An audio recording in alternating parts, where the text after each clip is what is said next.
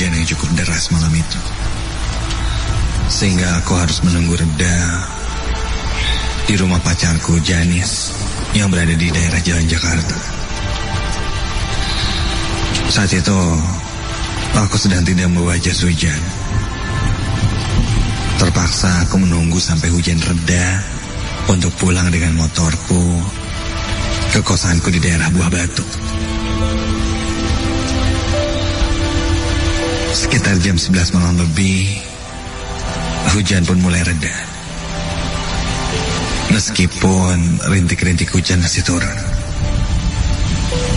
tapi aku tidak mau berlama-lama, takutnya hujan lagi. Tepatnya jam 11 lebih 20 menit, aku pun pamit pulang pada Janis.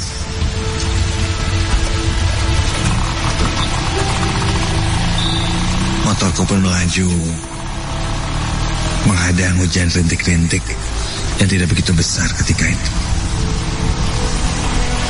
Selalu ketika pulang dari Jalan Jakarta, aku mengambil jalan BKR untuk sampai ke kosanku di daerah Buah Batu. Malam itu jalan nampak sepi, tidak seperti biasanya. Ya, mungkin karena hujan juga. Udara juga sangat dingin ketika itu. Sampai motorku pun berhenti di salah satu perempatan lampu merah di jalan itu.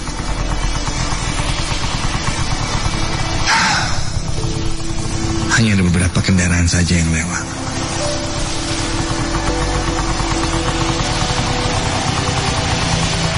Tapi ini tidak seperti biasanya. Sekarang nampak sepi sekali. Sampai ada yang mendekatiku. Seorang anak kecil. Ya, anak itu memakai pakaian lusuh. Kulihat dia mungkin umurnya baru 7 tahun. Memakai baju lusuh dan mukanya pun nampak kucel. Dia hanya menatapku, tidak mengamen ataupun minta-minta. Nah, apa nih anak? Aku pun mengambil beberapa receh dan memberinya. Jang, bawa aja buat makan. Nih. Tapi anak itu hanya terdiam dan terus memperhatikanku tanpa mengambil uang yang kuberi.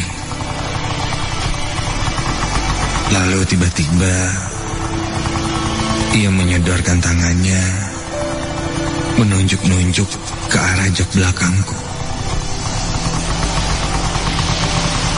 Kulihat kepalanya pun menoleh ke arah jok belakangku itu. Kenapa ya? Baru saja aku akan menoleh, lampu pun hijau. Aku pun lanjut maju dan meninggalkan anak kecil itu.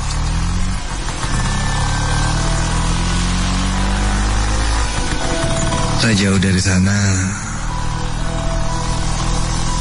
aku pun berhenti lagi karena lampu merah di perempatan.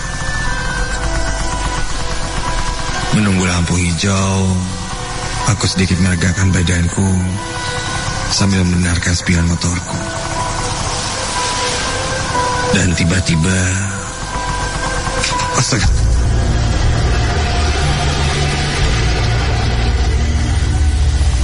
ada yang menepuk pahaku. Dan ketika aku lihat, ada lagi anak jalanan di perempatan lampu merah itu. Aku perhatikan, loh, seketika itu bulu kuduku berdiri, merinding. Ketika yang kulihat itu adalah anak kecil yang sama, seperti di lampu merah yang sebelumnya tadi. Ya tak, kenapa bisa ada anak kecil itu lagi di sini? Anak kecil itu hanya menatapku sambil menunjuk-nunjuk ke arah jok belakang motorku itu. Kini aku sempat menengoknya, dan ketika aku lihat di belakang jok motorku,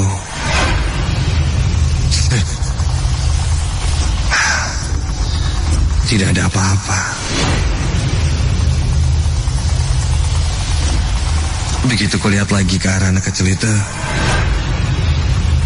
itu pun sudah hilang. Aku merinding seketika, dan aku sadar yang kulihat tadi bukanlah manusia.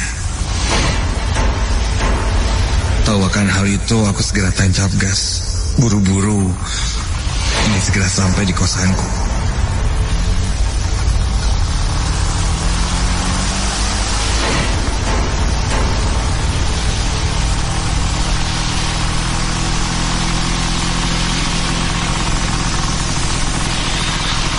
Singkat cerita, aku sampai di kosanku sebelum jam 12 malam. Aku langsung mengabari Janis pacarku dan bercerita kejadian yang kualami tadi. Aku bilang aku melihat anak kecil hantu di perempatan. Tampilannya seperti anak jalanan. Ketika aku bercerita, Janis malah memarahiku karena dia ketakutan. Aku pun lanjut membahas hal-hal yang lain. Setelah chatting ini itu, sekitar jam 12 malam, Janis pun tidur. Aku meninggalkan handphoneku dan beranjak ke kamar mandi, lalu bersih-bersih.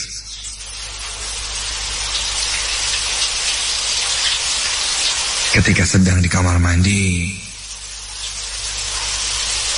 samar aku mendengar ada suara seperti suara lari-lari di depan kamarku. Lalu aku ke pintu depan dan membuka pintu itu untuk melihat keadaan di depan kosanku itu, dan tidak ada siapa-siapa. Mungkin itu kamar sebelahku, Yuda, yang buru-buru pulang dan mengantuk kali. Aku pun menghiraukannya. Setelah selesai bersih-bersih, aku pun naik ke tempat tidur dan siap-siap untuk tertidur. Aku matikan lampu dan mulai mengambil posisi tidur. Belum sampai aku terlelap, ada yang mengetuk pintu kamarku.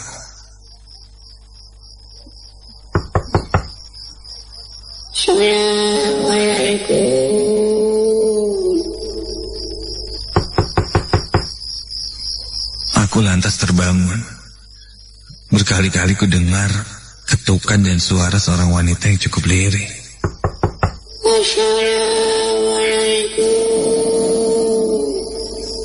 Ya, seperti suara ibu-ibu yang sudah berumur. Aku beranjak dari tempat tidur dan menyalakan lampu. Lalu aku buka pintu kamarku. Dan ketika aku buka, aku sempat kaget melihat di depan pintuku itu berdiri seorang ibu-ibu yang kepalanya ia tudungi dengan kain berwarna coklat. Ia terlihat menunduk. Bajunya pun lusuh dan memakai sandal jepit. Siapa ini? Dalam hatiku aku cukup bertanya-tanya. Ada apa, Bu? Mau cari siapa? Begitu tanyaku. Ibu itu hanya terdiam kaku. Bu? Hingga tiba-tiba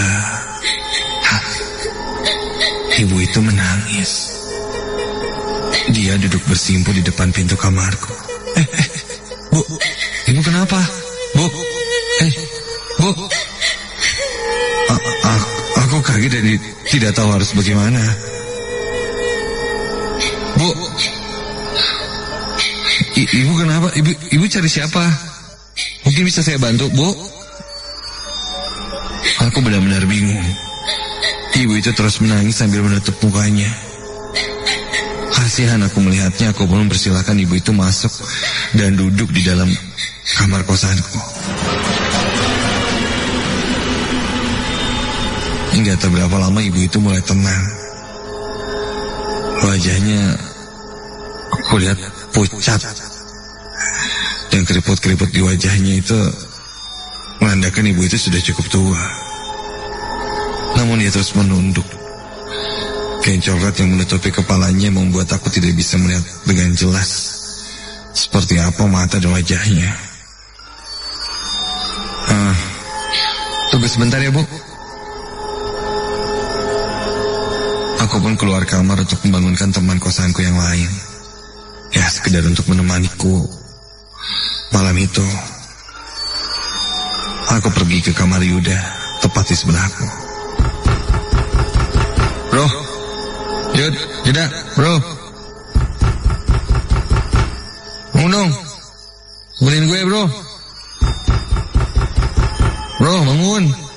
Yud, bangun, Yud. Yuda. Temanku Yuda pun terbangun. Dan masih setengah sadar ku tarik untuk menemaniku. Aduh, kenapa sih, bro? Udah, temenin gue. Tuh lihat, di kamar gue ada ibu-ibu. Ibu-ibu yang mana? Orang gak ada siapa-siapa juga. Itu. Loh. Sosok ibu-ibu di kamarku itu sudah tidak ada. Enggak, bro. Tadi ada duduk di sini. Tidak mungkin jika dia berlari keluar kamarku, pasti aku melihatnya. Yuda yang masih mengantuk pun kembali ke kamarnya. Aku hanya bisa terdiam, bulu kuduku merinding. Aku mau kembali ke kamar, langsung mengunci kamarku. Aku matikan lampu, dan saat itu jelas aku tidak bisa tertidur lagi.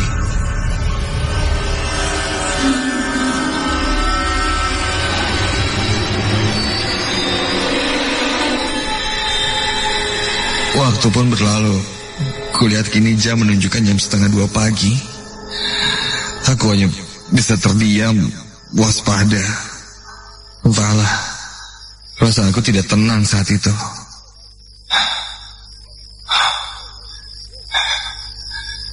Sampai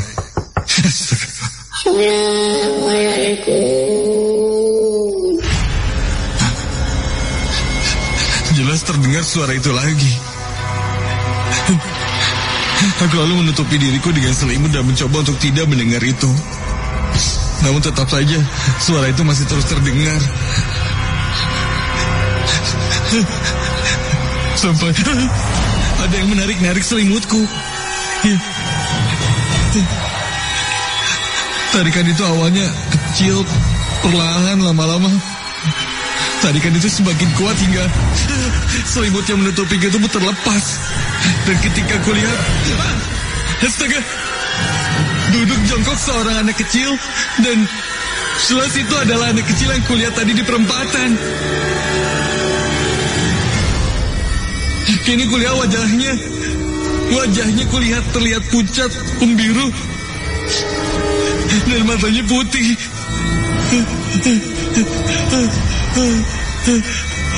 Mukanya yang kurus tirus itu menganga lalu berkata, "Itu ibu saya, buka pintunya." Aku langsung loncat dan berlari keluar kamar. Ketika aku buka pintunya,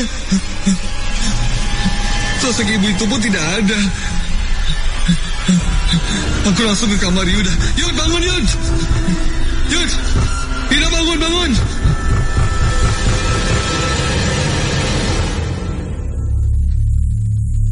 Sekali lagi aku bangunkan Yuda. Yuda pun terbangun dan nampak panik melihatku. Aku langsung bercerita apa yang kulihat dan kualami tadi.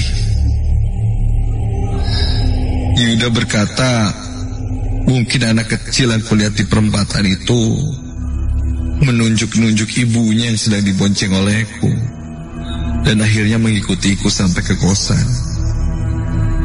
Entah kenapa dia ikut sampai ke kosanku. Entah mungkin hanya jahil saja, atau entahlah. Yang jelas, kini jika aku lewat sana, malam hari di sekitaran jalan BKR itu, aku akan lebih berhati-hati. Apalagi di perempatan. Berhati-hati ketika melihat ada anak kecil di sana. Bisa jadi itu anak kecil yang sama seperti yang kulihat. Dan mungkin bisa jadi juga kamu yang selanjutnya diikuti oleh mereka.